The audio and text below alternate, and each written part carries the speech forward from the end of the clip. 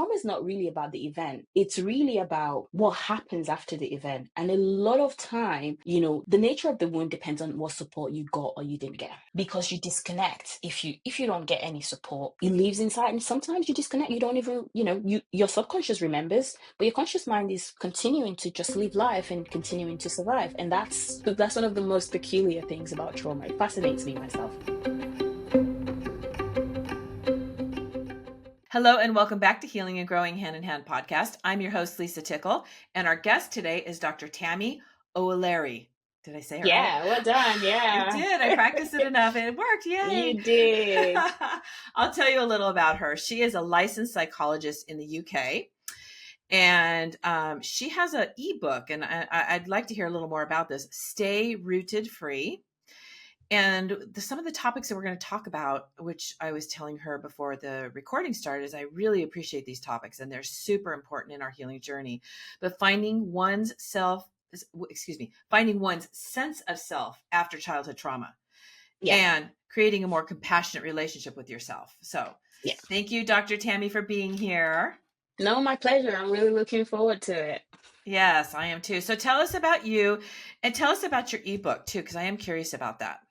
Yeah, so I'm a psychologist in the UK, as you've mentioned, and I work with trauma and with a special focus on helping people find a sense of self, like working with self-worth.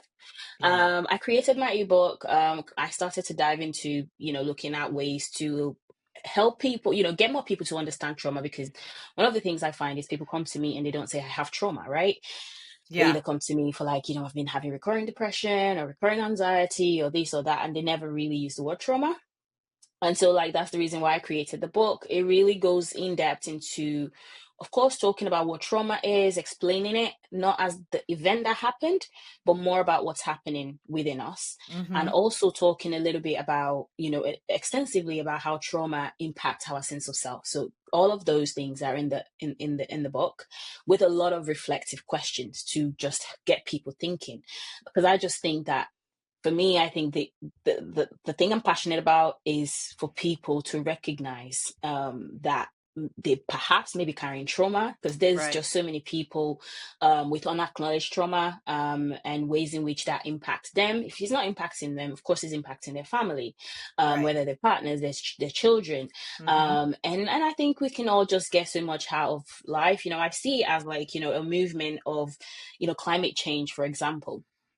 Like we want to do more, we want to do better, we want to keep, hurt a place where, generations and generations can come and enjoy. And I do think like trauma is really like pollution, the way in which it affects people. That's a perfect way to say it. It's our pollution. It is. It really is. You think about, like our parents, their grandparents' culture, how it's very entwined into cultural practices that perhaps are dated now and are impacting us. And they may have had their places. That's sort of like, generational trauma I'm talking about here. And without us knowing it, we're carrying it around. We're carrying the burdens of our ancestry, whether in the beliefs, whether in the practices, knowingly, unknowingly, and we're working around with it. And it's just really, really like impacting everything that we do, everything we connect with. It has an impact on it. I am so excited to have you on here, because that is so true. There are so many people that walk around and they don't even realize that they have trauma or past abuse. And I'll tell you, I was one of them, and it blew my mind. Now, I realized very young that I was being abused by my brother. That was very obvious to me. So I knew that. What I didn't realize until later in my adult life, because I was like, I was a young teenager when I realized I was being abused. But I didn't realize that there was other people in my life abusing me. I didn't recognize it until later on in my life. In my 30s. And so, and I know that to be true. I had, when I was doing my workshop years ago, I had she was a friend, and she was coming to the workshop. It was a healing workshop for women. And she came to support another friend. And then she said, well, my parents were alcoholics, but they were fun. So it wasn't a big deal. So I didn't have any abuse. And it's like, oh my gosh. So it's, I can see why people, it's also their normal, right? It is. It is. It is. It absolutely is. It's so like it's so easy to just go around because, survival is the only choice that you have, and you just survive Yeah, these experiences, and like you're thrusted into survival mode straight up. So correct. you know nothing outside of it. Right. And I think, society really perpetuates that. Society, promotes that culture. And when we talk Yeah. about trauma being pollution, we have leaders leading us carrying traumas, um, highly emotionally dysregulated. Mm-hmm. The real cause of every unrest that we have in the world really is down to emotional dysregulation.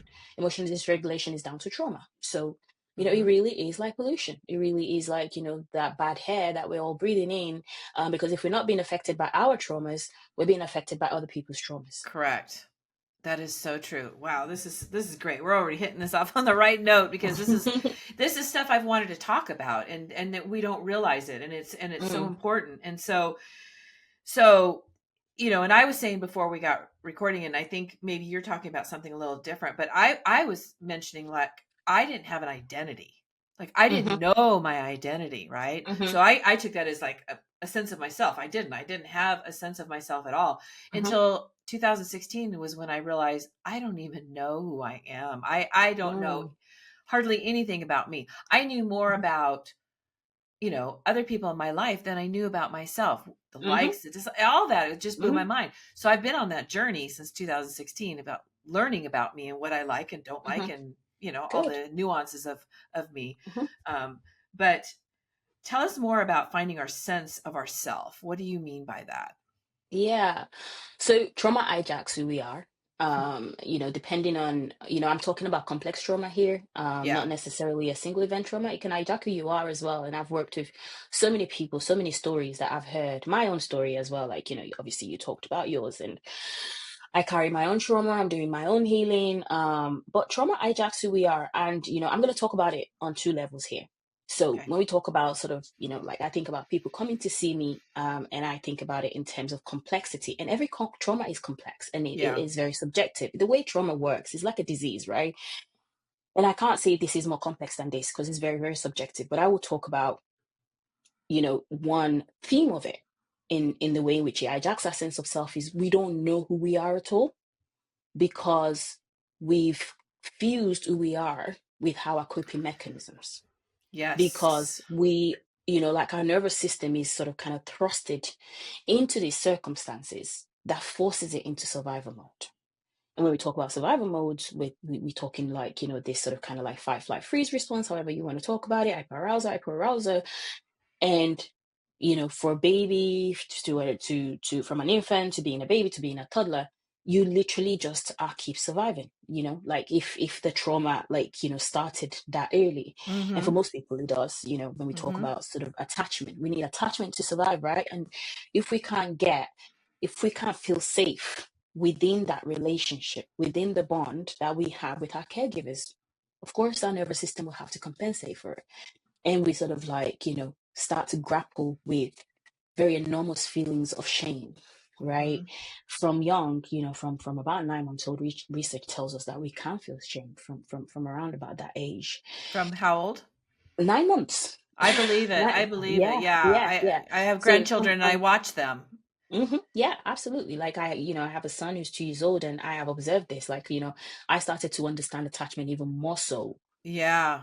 from reasoning. Like, there is power in attachment, like, physical healing power, spiritual healing power, emotional, like it's so attachment is so powerful. Like, and I Mm-hmm. think men have written about it so long that I don't even think they understand it, because of Yeah. course, like when we talk about attachment, like, I'm not saying like fathers don't play a role, but the mom plays more of a role in dealing with an infant. And yeah, like some things that I've seen, I haven't read in textbook, when I've sort of observed, you know, um the relationship with my son, the attachment, I'm like, whoa, like the textbook never covered it like this. So yeah, so the attachment, it starts from there, and we need that attachment to survive. And when it's unsafe, we will survive. Like, trauma does not, like extreme difficult circumstances don't kill you, but there's a price that you pay for survival, and we don't Right. talk about it. There is a cost for survival, and we sing heroics like, oh my god, look what happened to you, welcome home from war and all of that. You went through all of that, and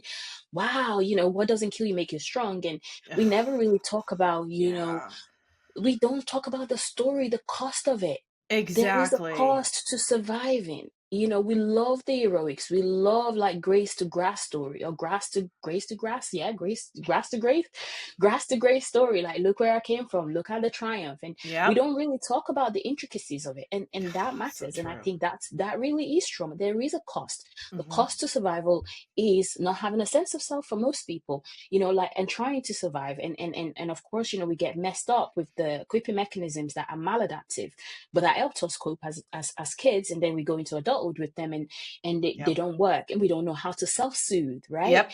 And we don't know how to self-soothe, and we use things to self-soothe. We use other people to self-soothe. And that brings me to my other point when I'm talking about, like talking about finding sense of self. We can be so successful, because we can grow intellectually. We can really, like, know how to get things because we've learned to sort of be self-sufficient, right? Hmm. Hmm. And so this is why people don't even, like, they argue against like whether trauma exists or whether trauma doesn't exist, because so many people are walking around with trauma, and they can be so highly successful. They are holding sort of high key position, but they didn't grow emotionally. Right. Right. Right. And There's a those are the other difference. sort of, yeah, Exactly. there's a Hmm. difference. Those are the other set of people who, they have survived the trauma. They have sort of, they've even created the life that they dreamed of, that they fantasized. But there is a disconnection. And that Yes. disconnection, when I see in client, is really like, nothing much happened in my childhood. I don't know, like, I've done really well. And, you know, but something is missing. Hmm. And for a long time, people don't know why. When these people start to know, when relationships starts to break down, Yes. when there is, when they've achieved everything, and it's just sort of kind of like, the roller coaster of, like, achievement, and there is no connection, and there are suicidal thoughts, and they're sort of kind of dipping in and out of depression, or there's addiction involved, and they don't get it, and they don't get that, like, actually, like, nothing much happened in your childhood is saying a lot, because there's been neglect, there's been so much. It's not about Trauma is not about what happened. It's also about what didn't happen. It's not just about what Oh, happened. It's also yeah. what did not happen to you. Yeah. Who did not hear you? Who did not listen Yeah. to you? Hey, thank you for listening so far. If you're enjoying this podcast, be sure to subscribe so you won't ever miss an episode. Who enabled when things, like, I always say to people, right? Mm. I grew up in Nigeria up until I was in my early teens, or just sort of kind of going into my teens. And I survived so much political unrest and a war, actually. And this Yeah. war, like, started way before I was born. Like, like, I lived in this a town called Ife, and there's another little town, and they always fought about land. It's always about land. It's still always about land with every war. And the war was really bad. There was a lot of shooting, and we lived very close to the sort of, the battlefield where these two communities came together, and they're shooting each other. And that's one of my, sort of kind That's of like huge. adverse experience profile. Okay, so now you would think that that would be one of the things that I talk about in therapy, but no, actually, you would be so surprised that that never, like, when I tell people I actually survived war, they're like, what do you mean? Like, my best friends are like, you never mentioned that. But it It was wasn't, your normal it, though, it right? was, yeah. So not only was Unfortunately. that, but there was support. First of all, I didn't Oh. like school. Hmm. So I didn't get to go to school. School was more of the bigger threat for me than the war. I was a child, right? Like, I was, what, 10, 11? I was a child. School was a bigger threat. I was getting bullied in school. I just did not like Mm. school, basically. So the war meant no school.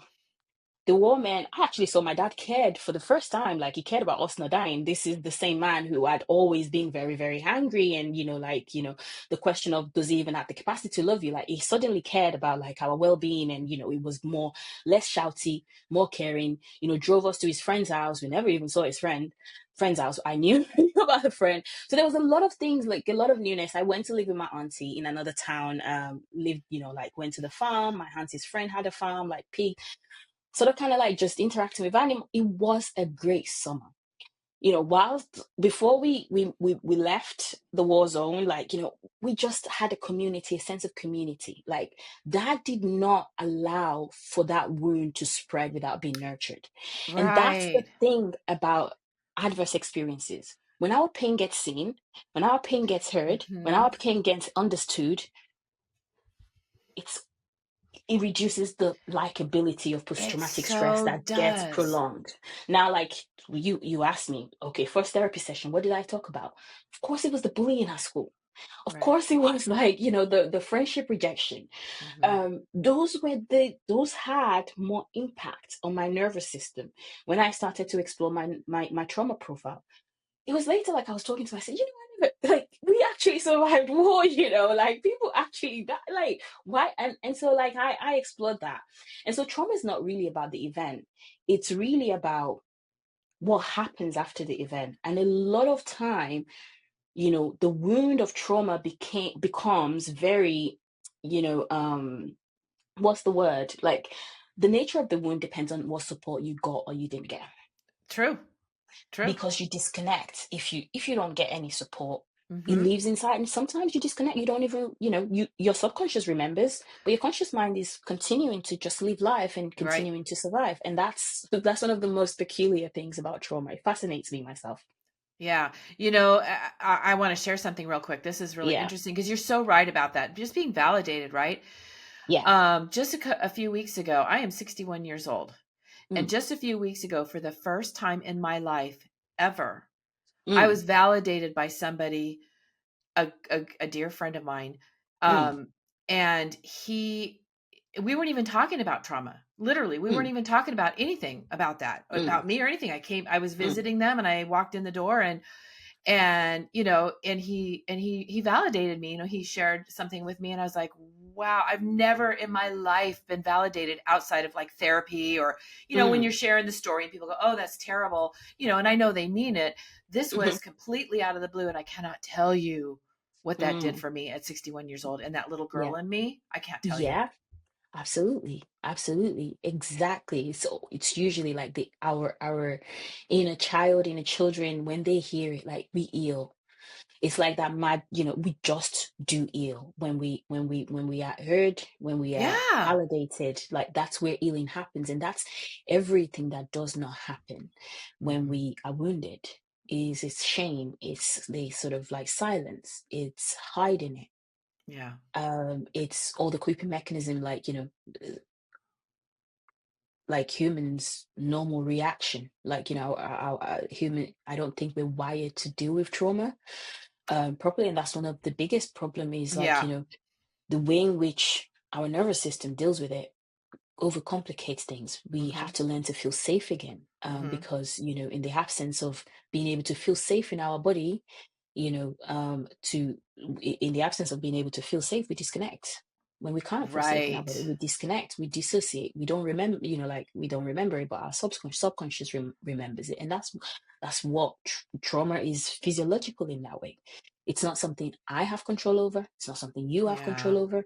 It's what our minds do, Hmm. essentially. Hmm. They're our minds are amazing, but Hmm. we can't always trust it. Yeah, We can't always trust our, absolutely. our Yeah, mind. I've yeah, learned it does. that. Yeah, they say it does what it needs to do to cope, and, Right. or is all the undoing then that we have to do when we are healing, is really looking at, because I think like, I think the mind does what it needs to do, Hmm. because, I guess in some cases, if you are able to replay it when it's happening, you could die. Right. So if you Right. disconnect, you stay alive. Hmm. And then that's sort of what I've been writing about, like, a lot, is the cost of staying alive. Hmm. Yeah. The survival mode. God, I lived that for Yeah. so, Mm, hmm. so long. Yeah. And it's Yeah. so taxing on you. Hmm. I can't even tell you. So how does a person work through this? How do they get a sense of themselves? What would Yeah. be some of the steps that a listener right now could do that could help them start to get a sense Yeah. of themselves again? So the first thing that I say, and I say this to my clients a lot who are really going through it, is it's not outside of you. Because for a lot of people, one of the reasons why we lose our sense of self is because we find it in other people and what we do outside of us, not other people alone, but in our work. So that's the other sort of aspect of trauma is, you look outside of you, True. right? Whether it's work, whether it's food, whether it's other people, Mm-hmm. relationship, you look outside of yourself for home, for safety, Yeah. and you can never find it. Mm-hmm. So you You need to can create never, it for yourself. yeah, it's already there. It's Mm-hmm. already there. You need to just reconnect with it. It's And not outside of you, and you don't have to buy it. You just have to give yourself enough time to connect with it. It's not outside of you. It's not expensive.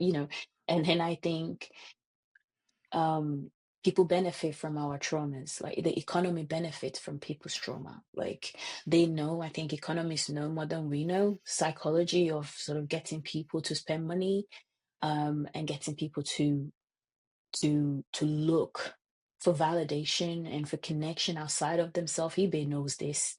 They know, like they make the biggest sales in the night when people are disturbed, true. right? Ugh. The Yeah, when they're diet staying up late industry at know, night. Mm-hmm. yeah, the diet industry knows it. Every Yeah. single marketplace, people benefit in terms of our Pharmaceutical time on social, companies. yeah, pharmaceutical company, doom Mm-hmm. scrolling on Instagram, like they make money Mm-hmm. off ads, Video all of games. those. Video games, absolutely, Mm-hmm. sex. Mm-hmm. So people benefit from our disconnection. It makes money for Ooh. them. And you will never Ooh. get your sense of self outside of you. And and to anyone listening who struggles with it, just be reassured that it's within you and it's not outside of you.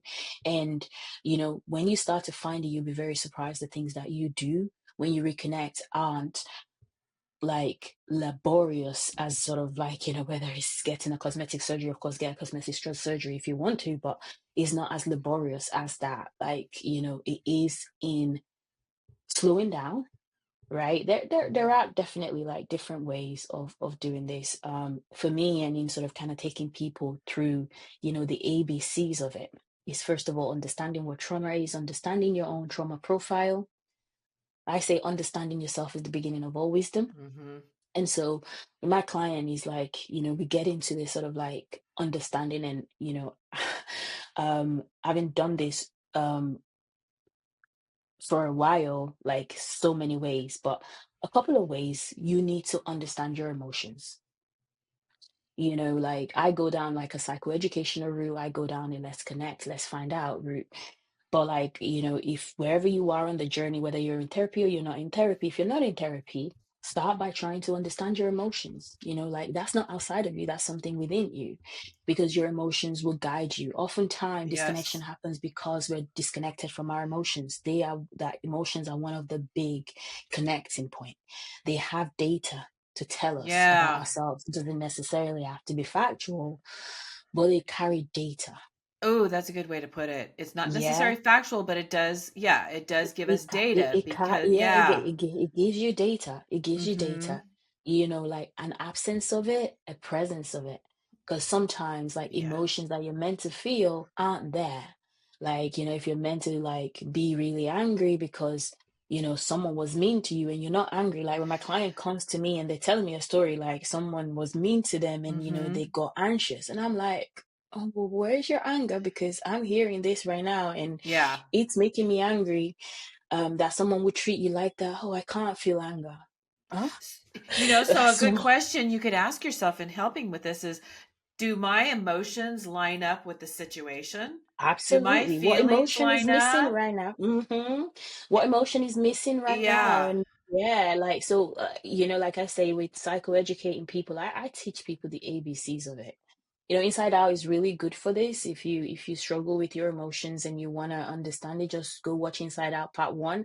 I think they did a good enough job. Of course, I would have some editing to it if I get the chance. Yeah, Inside Out, of course, it talks about the basic emotions, and for a lot of childhood trauma survivors, um not like with attachment difficulties where they're like having negligent caregivers, is you really don't develop your emotional world. Not that you don't have emotions and you can't feel, because you can feel everything, but you don't have the scaffolding, the mirroring that happens that help us develop our emotional world. We're not born with anything, and so we need our Mm. caregivers to help us develop, to mirror to us what we're experiencing, to label to us, so that we can start to build Right. connection with them. Oh, so you're angry. That makes sense. Of course, this, and that's how we learn. We learn because other people are helping us. And that's what a lot of childhood trauma survivors don't get, is they Right. don't have that mirroring. They don't have anyone, something bad, like someone's done something bad to you. No one validated the people. And you learn subconsciously. You know you're in pain. But when no one is telling you that that's not right, this is pain, no one is protecting you, somehow you think that that's okay. After a Somehow you while, it feels disconnect. like it Yeah, is. yeah, When it yeah, happens over and over, it's like, well, I guess this absolutely. is my Yeah, life. I yeah. This mean, exactly. That is all you know. yeah, And if it hurts and you're in that confusion, your confusion, like what the mind does is like, it's a you problem. You're defective. Something's wrong with you, exactly. something's wrong with you. And so you try to cope and you get lost in the coping mechanism and you use so many things and you just get lost and you just get lost. And it's so easy to get lost in Mm-hmm. life because there's so many distractions. So, Wow. it's like going back to sort of having those unmet needs met. So like, I always recommend Inside Out to my clients, when they are on this sort of like what is it, um elementary learning about emotions journeys, like, yeah, you have to learn, like, like you're learning your ABCs, start to notice, what does happiness feel like, what does joy feel like in your body, because another thing is trauma disconnects us from our body. We can't Yes. stay in there. That is scary. It's a scary place. And so like, sort of kind of like in bits, we need to create, because if we can't connect with our emotions, if we cannot feel like the signals, because emotions are just that, like, is a way in which we connect with the world, right? Right. If we can't do that, we can't connect with who we are. When we're not our Oh, emotions, we're not, right? That's what we feel. That's what helps us survive, Like anger has a purpose, it helps to protect you. right. Fear has a purpose, it helps to protect you. Shame even has a purpose. Guilt has a purpose. All of these emotions, they have purposes, they have utilities. And when we've not, like, when things happen, when we when there's been issues in our early life and we haven't developed a healthy connection with it, and our nervous system hasn't been wired right, then we struggle with connection, Mm-hmm. Yeah, and if right? you can't We connect with struggle with, yourself, you can't no, connect with others. no, And because that's you a you you really lonely place. it is, people connect with your wounds. If you Ooh, can't connect, people connect with your wounds. People true. befriend your wounds. Like the version of you that goes out, if you've learned that no, productivity or like pleasing other people is the way that I survive, you are going to attract people who are going to Yes. use that. Like if you connect, if you self-abandon, if you don't know who you are going to connect with people who love you just like that. Yep. Yep. That's so true. So, mm-hmm. Wow, this is so you're doing such a great job articulating so much of this. It's interesting when I have the guests on that can do that with me where it's almost like you're in my head. It's so crazy and you're articulating so much of because as you're saying it, it's like, yes, that's exactly the way I used to think. That's exactly what I used to do. That's Mm. exactly like how do you know that? It's kind of Mm. scary, but and I think for others, for our listeners, what's important is the reason I know it's important to learn about your trauma, to learn about your particular trauma and trauma as a whole. That is the way, for me, the biggest way that I can heal because it separates. And I'll tell you what it did for me is it separated my behavior and the way Mhm, I thought and all this mhm, stuff I did from mhm, who I actually am. mhm, It mhm, gave me that mhm, space to go, okay, wait a mhm, minute. Oh, that's trauma, and that's why I respond that way. mhm, mhm, That's through trauma, and I understand the root of what caused mhm. that, and then Yeah, I can work through it. Absolutely. You But know what you education is do. huge. It is like really understanding yourself, understanding what's happened to you, because trauma isn't who you are. Trauma isn't equally what happened to you, is what happens inside of you. Trauma Mm-hmm. happens inside of you and happens outside of you as well in the way you relate with things. And Right. so it's really, really understand you know your feelings, and many childhood trauma survivors, they confuse who they are with their feelings Mm-hmm. Oh because it's yeah. messy. It's so like, there's so many messy feelings. They confuse their thoughts with their feelings. And you Mm-hmm. know what you're thinking. There's so much messages that hurts me out there, like, oh, what's your thoughts? All these stupid growth mindset acts. Like, it just Mm-hmm. does not work for trauma survivors. It does not work. Exactly. Like, growth mindset, like a motivational speaks or words or things, it doesn't work. You know your thoughts. You can have, like, when your nervous system has been traumatized, you are going to have insane thoughts. But even if your nervous system isn't traumatized, like, you're going to have insane thoughts. Someone wrote Harry Potter, for Christ's sake. You know your thoughts. You're not your feelings. Those are just experiences that live inside of you. Like, the Right. bottle is not the water is not the bottle will never be the water will never be the bottle, right? So if you're the bottle, you will never be the water. So who you are resides inside of you. Those are just, in internal family systems, one of the therapeutic approaches that I value in healing trauma. It talks about it as parts of us. Like emotions can be part of us, thoughts can be part of us, a combination of emotions and thoughts, part of us, like, the ways in which we cope, whether that be binge eating or restrictive eating or addiction. Those are just parts of us. And these are like Yeah. parts that helped us survive. Mm-hmm. And, when we are in the mud of it and we're embroiled in it, it can feel like we're just a mess and this is who we are, Totally. but this is not who we are. These are Totally. just part, and we want to fix it, and we want to fight it, and everything out there tells us to fix it and to just do this and to just do that, and you can't do that. And transformational healing does not come from challenging those things, does not come from battling those Mm. things. You see, transformational healing happens when you listen to those parts, when you listen to the stories that they have to tell. How did they help you cope? Right? More than before you could speak, before you could walk, these parts have been part of you. They kept you alive, and that's their job. And Mm. they are successful at it because you're alive.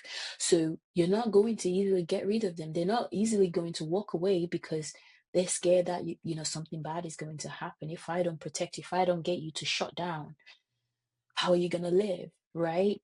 And that's why Yeah. healing from trauma can be really hard. And when we approach it in that way, where we start to understand with curiosity and we listen to the stories of like protection and how they have helped us, they can start to guide us to the origins of our wound. And then, the who we are today. And I always tell every some trauma survivor, you are the person who can look after you when you had no choice, because trauma happens from hopelessness and powerlessness and choicelessness, right? And now people can't connect with the fact that they have choices Mm-hmm. and they have power, and that, if they were to go back to that time, they would rescue themselves, Yes. Yes. right? They would kick butts, they would challenge, they would defend. Mm-hmm. And those two things is so sad. And if I had a magic wand, I would make that correlate for people to see that, look, you survive now and you can look after yourself and you can protect yourself. But in the absence of you not having all the tools and resources that you have now within you, these protective parts had to show up at different stages of your life, at Mm-hmm. different points to preserve, Right. to Right. preserve you, Right. to make sure that you're alive. And within you is that capacity to now reconnect and look after yourself. And that's where we go into inner child work. And inner child healing work is one of the most transformational ways of working with trauma, particularly childhood trauma. Mm-hmm. I've done some inner child work myself, and Mm-hmm. it was huge for me. And Mm-hmm. it's Yeah. interesting because I did the little Lisa, and then I Mm-hmm. did the teenage Lisa. They were Yeah. Oh, very very, different, because their very. abuse was different, Mm-hmm. and it was much Mm-hmm. more intense for the Yeah. teenage Mm-hmm. Lisa, of course, Mm-hmm. Mm-hmm. much Mm-hmm. more Mm-hmm. intense. Mm-hmm. Mm-hmm. So for our listeners, for them to start going in, Mm-hmm. and what is one tip you could give them today that they could maybe Mm-hmm. sit down and do that could help them start this journey that's a Mm. safe thing for them to do? Yeah. I still start with, like I said, the elementary way would be like your emotions. Is there every day. Start with curiosity and being curious about trying to label what you feel. You don't even need to go into your body if that's difficult, because for a lot of trauma survivors, like, like sitting with it and staying in the body Yeah, is very, very difficult. So if that without activates like support. more anxiety and more fear, there's nothing wrong with you. It's normal. You're being Yeah. protected as you should be. But I would just start to sort of kind of like improve my vocabulary around emotions. I am feeling like, just like if you can download like, apps now like that help you label emotions, like mood apps, and just starting with that is like a Oh, very that's a good one. subtle way of connecting. Even if you can say, I don't know, I feel mad today, like pick an emoticon. It's building that connection. It's starting to build that relationship. That would be one of those Connecting. elementary, yeah, connecting. Another way, another thing that is slightly elementary, can be very difficult depending on where you are, is one of the biggest thing that happen when we're traumatized is we have no capacity to self-soothe. We don't Yes. even know what that is. And you Yeah. know what? Our system is very um scared of soothing, right? I would start there too. I would start to notice, look, what makes me feel soothed. Being soothed isn't being happy. Well, soothing can be triggering for you. But I will start to be curious about that. We have like a part of us that like activates threat, that like, alerts us to danger. We have a Mm-hmm. part of us that drives us to action, right? And those are the two heavy parts for most people with trauma or unacknowledged trauma. Is their threat system is really big, and the drive system is really massive, because it's the doing part of the brain, and then the part of the brain that is at alert, like hypervigilant and looking for danger, and those two work in tandem. And we try to problem solve our fears by trying to do things, So true. right, Oh my when gosh. really like our fears need to be soothed. Most of our Yes. fears don't need to be solved. It needs to be soothed. And so we don't have a Ah, soothing system. And if we have a soothing system, it's so, so tiny. And oftentimes is more focused on looking after other people. So there's no channel of it coming back to you. And yeah. so I would be curious about that. What's your soothing system like? This is an approach from compassion focused therapy for anyone that wants to look at it. And I have a YouTube channel that talks a little bit about this, Yeah. like the emotional regulation. Mm-hmm. What's your soothing system? What helps you soothe? And like get into that mode of creativity of building a soothing kit. And it doesn't have to be massive. Again, don't go out spending money. Yeah. It could be something simple like collecting petals or pebbles or marbles, or it could be coloring. It could be, what soothes you doesn't have to be excessive. And it will take a while for you to find that. It could be music, like think about it Mm-hmm. in terms of like your sensory channel, because that's the way in which we've evolved, like our sensory Mm-hmm. channels helps us, that's how we take in the world, through our sensory channel. Something you can see that sort of kind of like really grounds you, something you Mm-hmm. can feel that grounds you, whether it's a pet with, a cuddle with your pet, or something you can hear, could be music. Start digging into that and noticing how that feels like. What does this actually activate for you? And then connecting that with the emotions that show up. That start being curious. That starts the connection. That starts the narrative. Like that starts the relationship between Mm-hmm. you and you. I'd love to hear from you. I'd love to hear your thoughts, your comments, your questions about this episode, or really anything that has to do with trauma. So you can comment below, or you can reach out to me at asklisatickle@gmail.com. I'm really looking forward to hearing from you. Ooh, I love this. Those are such good ideas. I love the app because Mm,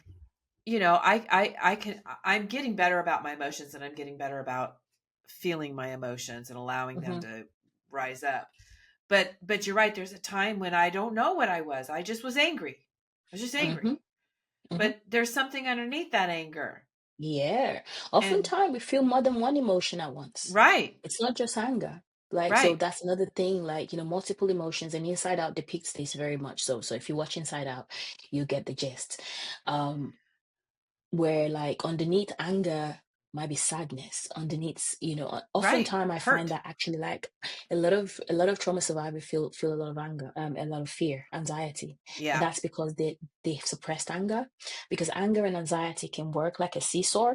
The one that is sort of very visible and very well felt is not the one that has the power. It's often the one that, you know Oh, the it's underlying. yeah. So when you explore, like, usually when people have a lot of anxiety, I'm like, so what's your relationship with anger? I don't feel angry. Oh, okay. That's why, like, anxiety has got to work overtime for you then, because they do the same job. They Yeah. protect. Anxiety makes us move away from the threat, and anger makes us confront it and advocate and defend ourselves. So if you don't feel angry, then like you're giving anxiety and fear overtime work. So where is your Interesting. anger, right? And so there are like emotions like that often, and where you see anger as well, like, you want to query, like, what's your experience of fear? Oh, being fearful, that's for the weak, more so you Mm, hear that with men, right? Because, you can never feel. And so you have the anger is more tolerable, more masculine energy. right. And then like there's a lot of insecurity and fears underlying it. Yeah. So yeah, that is another, like, if you want to explore that, like what's missing, what's showing up so much, and what's like not showing up but has so much power. Interesting, and that's so true. Wow. Mm, That is so, and that leads us right into the next one about creating a more compassionate relationship with yourself. Because so this is some of the stuff that we can do mm, to help create that mm-hmm, more compassionate relationship mm-hmm, with ourselves. Because yeah, I didn't have a relationship with myself. Well, mm, I had a negative relationship with myself. yeah, Let's put it that way. mm-hmm, mm-hmm, I was real busy for a long time, being very mm, critical and mm-hmm, judgmental and mm, and mm, um, angry, and I mm, would even yell at myself. I would even hit myself. yeah, Honestly, yeah, there's mm-hmm, a story. I don't know if I've ever shared this one on the podcast. So in high school, my hair is difficult. My hair is right, extremely difficult, and it was mm-hmm, shorter and it was more difficult, and I would fight with it. mm-hmm, And I had a resin brush. The brush mm, handle was made out of resin, mm-hmm, and my hair would not work with me. And I mm, would take that brush and I would hit myself on the head mm-hmm, with mm-hmm, it. mm-hmm, And back then it seemed normal. mm-hmm, When I think about it now, I know exactly where that came from. mm-hmm, mm-hmm, mm-hmm, But mm-hmm, it came from my mom, who used to get mad mm, if I got any knots in my hair, and she would hit me with a right, brush. But right. I didn't even have that compassion there. It's like it's just Yeah, hair. It's just hair. yeah, It's yeah. not me. Self-correction. Yeah. Yeah. Self-correction is, like you're using anger as self-correction because you've not been taught compassion. And, Right. like you speak to that anger, and that anger will tell you, like, I'm trying to protect you. I'm trying to keep you safe. I'm Yeah. trying, because that's what's been wired into the nervous system, that we self-correct by being angry, Right. And right? critical. So, and critical, yeah. Mm-hmm. So when you speak to your self-critic, I've spoken to so many self-critics, like so many clients critics, and the underlying function and the underlying job they do is they're protecting. They're trying to not Yeah. let people get hurt. And my clients are so surprised. How can he be protecting me? He's ruining my life. He's doing this. He's doing that. When you listen to the critic will tell you, take you to the origin story. Like, I showed up when this was happening. I showed up to make sure that she never messes up. I showed up to make sure that she always got things right. Because if she didn't get things right, she was going to get punished for it. I showed up to make, and critic tell that story that they have showed up for you to make sure you survived. Mm-hmm. Right. Even though it was And off, it wasn't yeah, necessarily the right thing yeah. at the It moment, but wasn't. they showed up. They showed up, yeah, and it may have helped, like, because they would have gotten, like, yeah. So when I showed up, and if you sort of hurt yourself, you won't hurt anymore when other people hurt you. Like, if you criticize, if you're mean to yourself, and then when other people are mean to you, and it feels real, it feels like, yeah, that time Mm-hmm. that's helpful, but it doesn't. And you are right, compassion is definitely, we can't learn compassion. We're not born with being able to be self-compassionate for ourselves, it has to be scaffolded. It's like thousands and thousands of moments of being nurtured in order for us to be able to create that self-to-self flow channel of compassion. Is it possible? Absolutely, yes. For every human being. But if you haven't had those stimulation, from your early life, it feels like such an impossible word. You would even convince Mm-hmm. yourself that compassion is not for me. We have fears to it. Like our nervous system has built defense mechanism against compassion. Oh. And yeah, like because if I'm compassionate, compassion is for the weak. If I'm compassionate, I'm As gonna you say, get you're hurt. vulnerable. Yeah, You're vulnerable. Mm-hmm. absolutely, absolutely. Because compassion is sensitivity. Mm-hmm. It's about being sensitive to suffering, to our suffering, and committing to action, right? So it takes us Mm. into. You have to go into a place of vulnerability. Vulnerability is scary. Yeah. Vulnerability is a not must do when it comes to having experienced so much deep pain. And so compassion is a skill, I say. You can learn it. So don't worry, like if you feel like, oh, it's not coming naturally to you, yeah, there's a reason why it's not coming Mm-hmm. naturally to you. Like look at you looking after other people. Oftentimes people who can't give themselves compassion, they're so compassionate to other people. So you have it within you. You can Yeah. give it to other people.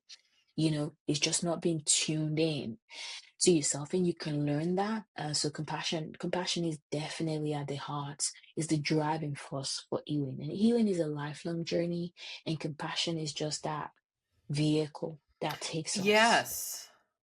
there. So From moment even to with moment. Yeah. from moment to moment, like Yeah. compassion is a huge one. Getting us like that healing and the transformation that we need. And even the act of like listening to your emotion is so compassionate. It's you being Yeah. sensitive to wanting to understand yourself. That is compassion. So, when you start to identify your emotion, label your emotion, build that connection, that is an act of compassion for yourself. Mm-hmm. It's an Mm-hmm. act of compassion. It doesn't have to be huge. People think that they're going to have this ooh-ha moment of healing and transformation. It doesn't happen like that. It's very, in beats, and the people that I've worked with, and I work very long term with people. And when we talk about sort of kind of moments of transformation, they often don't see it.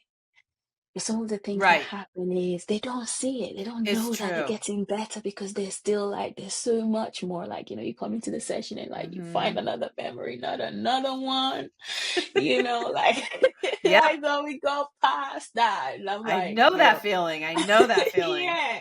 It's like, not another one. Like, Dang and, it, there's and the another thing, one, and there's another one. yeah, like not another one.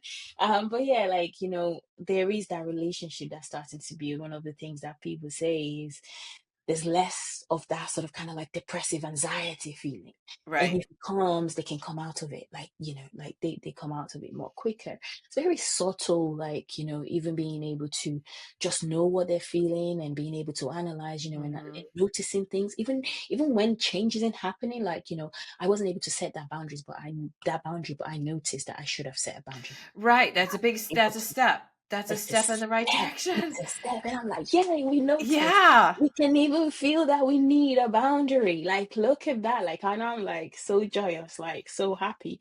And they're like, but I didn't set the boundary. And I'm like, but we're noticing that's a stage, like, That's conscious huge. incompetence. That's a stage. That's a Because you were very, just living very, your life automatically without even paying yeah. attention. And now you're starting to Absolutely. notice that that's the first big step. Uh-huh. And Uh-huh. it's so true because, how I measure, and I suggest to my clients and stuff, how they measure their healing is just think where you were 6 months ago, a Mm-hmm. year, 5 years Mm-hmm. ago, 10 Mm-hmm. years ago. Mm-hmm. Where were you in Mm-hmm. that? And where are you today? Because Mm-hmm. healing, you're right, it is baby steps. It's a It lot of is baby steps. And it feels love. like, oh, I'm not getting anywhere. But when you stop and you go, wait a minute, especially when something happens and you respond differently Mm-hmm. than you did Mm-hmm. before, and you Yeah, realize that you're like, absolutely. wow, the old Mm-hmm. Lisa would have just blown up and just been Mm-hmm. crazy and Mm-hmm. had to clean up this whole mess. This Mm-hmm. time she took a pause before she responded. So Mm-hmm. it's all those little things. And And that's what's really important on your, don't you agree, on your healing Mhm, journey, is that you look back and you look where you were. That's going to give mhm, you a measure of where you are today and your mhm, growth. mhm. Absolutely. It is. It is. It's a lot of little steps. It's a the moment of even like, sometimes the moment that can be so overwhelming is starting to see, oh, right, like, starting to put the pieces together. It's so Exactly. overwhelming because you can then start to understand, like, damn, like it's really bad. It's really, really bad. It's really, really bad. And that is good. I know it's uncomfortable. I know it's intense, but it's nice to know, like at least we can put confusion to the side. We can put this sense of, I don't know what's happening with me. Now we know. We can plan. We can start to sort of, this is what needs to happen in order for this not to be happening anymore. So there's a lot of steps, like so many triggers, like, oh, I got triggered, so many and triggers are good. Triggers are a way of understanding, of knowing, like, Yes.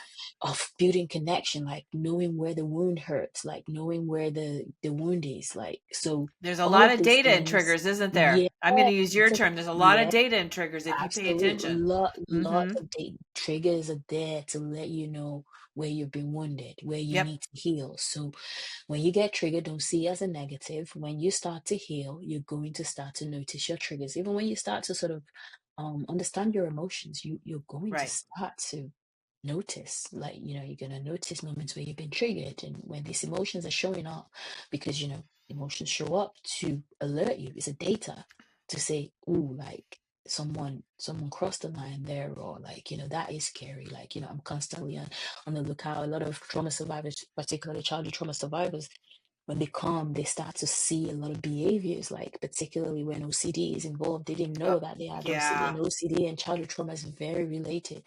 And you're like, Yes. and I'm noticing this and I'm noticing that, and that's like understand. It can be overwhelming, so we rain that down, like in sort of kind of like, just slow down. That's normal. It's really, really normal. There's nothing wrong with you.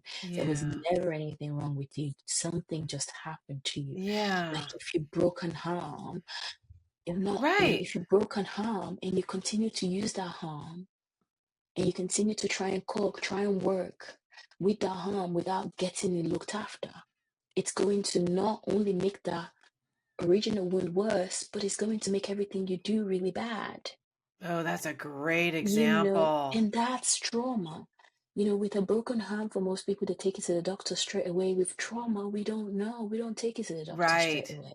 That's why it's so important. That's one of the biggest reasons why I'm doing this podcast, is we need to Mm-hmm. understand trauma. And there's Mm-hmm. not, this great outline that we can hand out to everybody and say, here it Mm-hmm. is, Mm-hmm. and I think you'll agree with me that really trauma is still kind of new, like understanding it and the Understand, different like, yeah, understanding the absolutely. nuance, because you're, like you said, it is very complicated. Trauma's Yeah. complicated, complex trauma's complicated, and then Mm-hmm. our individual stories and our Mm-hmm. lives are complicated Mm-hmm. within themselves. Mm-hmm. Yeah. So yeah, that's Absolutely. yeah, Absolutely. So we're still learning. Like, I am still learning about it. I am too. I've studied for like pretty intensely the last year and a half. I've learned so much, and Mm, it's been great, and it's been sad. It's been, mm-hmm. it's been difficult, but Mm-hmm. it's been really important. So let Yeah. me ask you this: what would be a number one thing you would recommend to our listeners so they would start having compassion for themselves? What's Mm. the number one thing they could do in your book? Okay. So compassion, I always define it for my client. And you can write this down, and the definition is very powerful, so that you can, like I said, is a skill. So compassion is the sensitivity to the suffering of oneself and others, and a Ooh, commitment to alleviating that suffering. And so compassion has two mode. The first mode is the sensitivity to the suffering. We have to be sensitive to a suffering, right? mm-hmm. Um, it's not your fault that what's happening has happened. Even Right. if you feel like you've done so many things, I drink, it's my fault that I binge eat. There's a reason before the binge eating came. It's also not your fault that you have a tricky brain that really cannot forget what's happened in the past. Just like, Yeah. the tiger in the jungle got chased by a lion, and he's not saying, I want to escape the jungle, right? Because animals in the jungle face near death experience every day, and they don't want out. They just continue with their lives. They don't sort of like, we don't know that they have like as bad of a flashbacks as humans do, or all of the trauma symptoms, PTSD symptoms that humans do. They just go on with life. True. They don't need to activate their fight or flight response when they're not in danger. They activate their flight or flight response when they're in danger. And Right. that's the problem with trauma, is trauma makes you not feel safe in your body anymore, True. even after the event has passed. So we have to be sensitive to that. There's so many things we have to be sensitive to that isn't our fault, even though it's our responsibility to heal. And so that's where that sensitivity part of compassion comes from. That is not your fault. And you have to be sensitive. That's where that understanding of what happened to you, that you didn't cause that. And if we could all go and design the type of life that we want, we would have a different design than the one that was given to us. And you had no choice, right? And so that's where that sensitivity part of compassion comes from. And the other part of compassion is the commitment to wanting to alleviate suffering. And when we know that it's not our fault and we're sensitive, we can't just leave it there. And compassion is so hard.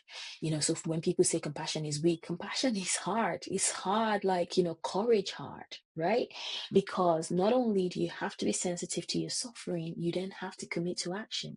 Compassion is not just okay, like it's not your fault, let's leave it there.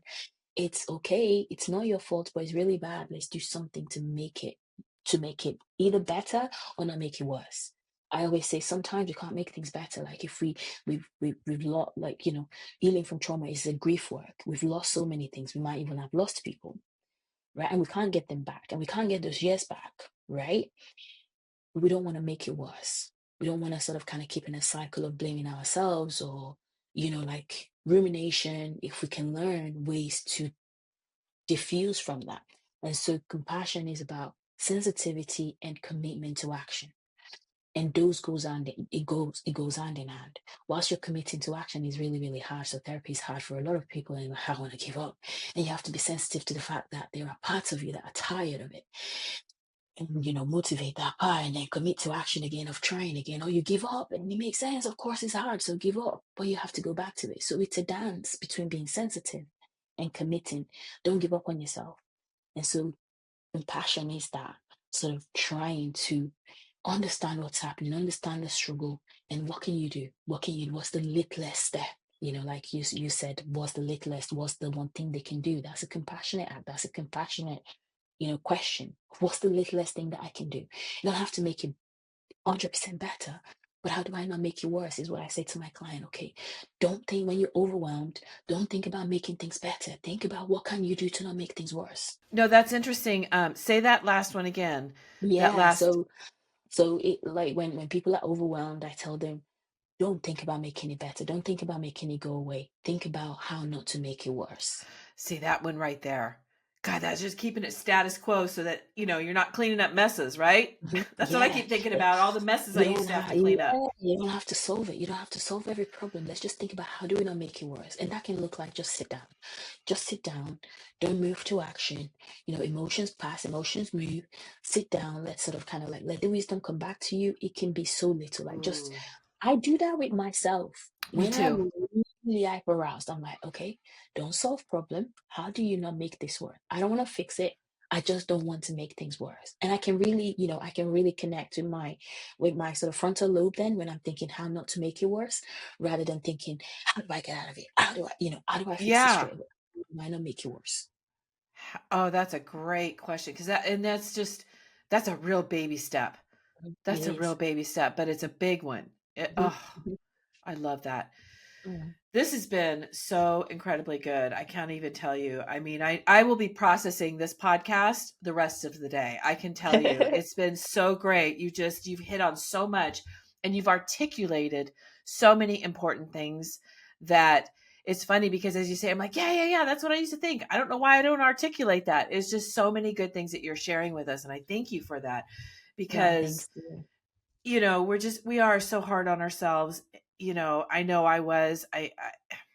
And in order to heal, it is so important that we do have compassion for ourselves. We and do. and Yeah. and I shared this on another podcast I did yesterday, where I used to say, and I meant it at the time years ago, we need to be our own Mm-hmm. best friend, right? Mm-hmm. Mm-hmm. Which is true, but I didn't understand what that meant then Mm-hmm. like I do now. And Hmm. best Hmm. friend isn't just, being there once in a while for her. It's having her back in every Absolutely. situation. Hmm. Hmm. And that's a learning process because It is. we've abandoned ourselves, right? We've Hmm. abandoned ourselves. And so Hmm. it's Hmm. hard to get that back. But Yeah. you gave some really great information as well as some really good tips that are going to help our listeners. And I thank you for that. So let me No, ask of you one last course. question. What would you like to leave our listeners with? Oh, your healing is within you, is not outside of you. Don't spend too much time or resources looking for it outside of you. You just have to sort of start slowing down and looking within. And that's the most important thing. And it's 100% true. 100% true. And then if our listeners want to reach out to you, how could they catch you? Yeah, of course you can. I'm on Instagram. Dr.Tammy.Oluyori. I have a YouTube page as well. Like I do want to invest in my YouTube because I just feel like it's sort of kind of like a duty of care to contribute to the society and to the world in sort of like educating people around trauma and just sort of, being there thanks to the internet that like, we can create communities and people can learn. Yes. We can learn from each other. So yeah, you can also reach me on my YouTube, which is at Dr. Tammy Oluyori. I'm on LinkedIn too, at Dr. Tammy Oluyori. So you can find me on those platforms. And I would love for you to join my community and learning about trauma and healing together and self-discovery work. Yes, and we'll have all those links for the listeners as well. But thank you so much. This has been so fascinating, and I really appreciate all the work that you do as well.